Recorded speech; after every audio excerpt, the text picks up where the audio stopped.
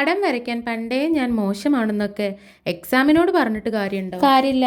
അതുകൊണ്ട് എന്താ, അനാട്ടമി പഠിക്കുമ്പോൾ കുറച്ചെങ്കിലും ചിത്രം വരയ്ക്കാൻ അറിഞ്ഞിരിക്കണം. ഇനി അറിയില്ലെങ്കിൽ അങ്ങോട്ട് വരച്ച് പഠിച്ചാലും മതി. ചിത്രം എന്ന് പറയുമ്പോൾ ഒരുപാട് അർത്ഥങ്ങളുള്ളതൊന്നുമല്ല.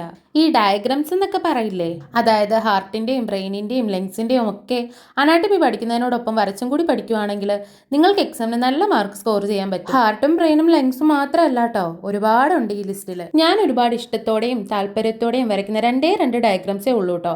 അതൊന്ന് ഈ കാണുന്ന ഹാർട്ടും രണ്ടാമത്തത് സ്കെൽട്ടണും.